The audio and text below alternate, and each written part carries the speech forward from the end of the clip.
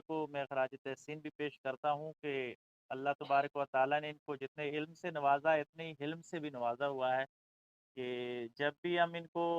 Programme की request करते हैं तो पूरा नहीं बल्कि बाज़ औक़ात तो 24 घंटे में या इससे भी कम वक़्त में ये इतना अच्छा मकाला तैयार करके और फिर उसको इतने अच्छे तरीके से प्रेज़ेंट करती हैं और साथ जो हवालाजात हैं वो भी लेके आती हैं। यानी कि आप यूँ समझिए कि इल्मी और रूहानी तौर पे पूरी तरह असले से लैस होके ही आती हैं और यकीनन इस्तिफ़ादा भी हम सब करते हैं और उसी हवाले से आज का भी था और आज का मैं समझता हूँ कि हालात हाज़िरा के हवाले से ये बहुत ज़रूरी था कि जो हमारा सरमायादाराना निज़ाम है और कैपिटलिज़्म है, मैं समझता हूँ कि ये एक माशी जारियत है जिसने हमारे रूहानी निज़ाम को हाईजैक कर लिया है, कैप्चर कर लिया है और रूहानी बंदे भी महसूस वाले अंदाज़ में या गैर महसूस तरीके से इसका शिकार हो चुके हैं। तो ऐसे में ये आवाज़ें जो हैं मैं समझता हूँ कि अल्लाह तबारक व तआला का ख़ास फ़ज़ल और ख़ास करम है कि जो मर्ज़ की कम अज़ कम तशख़ीस कर रहे हैं सही अंदाज़ के साथ और जब मर्ज़ की तशख़ीस हो जाए तो फिर उसका इलाज बहुत ही आसान हो जाता है और डॉक्टर साहिबान ने पहले हिस्से में आज मर्ज़ की तशख़ीस बहुत ही अच्छे अंदाज़ के साथ की है और अगला इसका हिस्सा 2 अगली जुमरात को हम इंशाअल्लाह सुनेंगे इनसे, तो उसमें ये इलाज भी बताएँगी। तो ज़िंदा सोबतों की ज़रूरत है और ज़िंदा सोबतें जो ऑनलाइन या में मुयस्सर हैं, तो मैं समझता हूँ कि हमें उनसे इस्तिफ़ादा करना चाहिए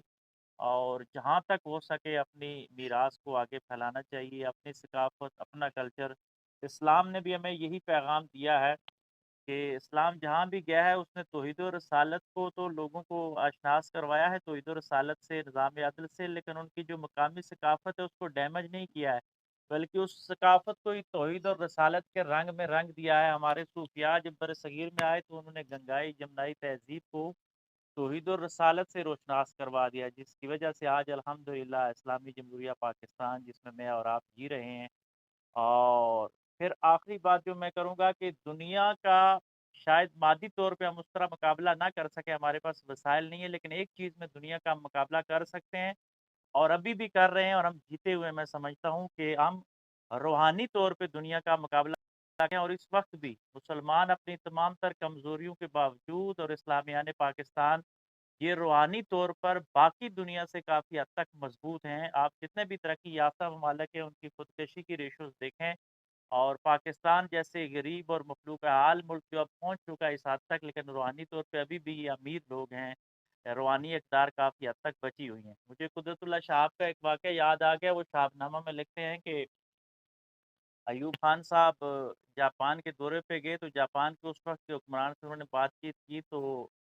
अपने जापान का जो सरबराह था उस वक़्त का, उसने कहा जी कि मैं मादी तरक्की से मायूस हो चुका हूँ। आप लोग जो हैं आप रूहानी तौर पे मज़बूत हैं और हम मादी तौर पे गुर्बत का शिकार हैं रूहानी तौर पे, कि हमारे यहाँ खुदकशियाँ ज़्यादा हो रही हैं इतनी तरक्की के बावजूद।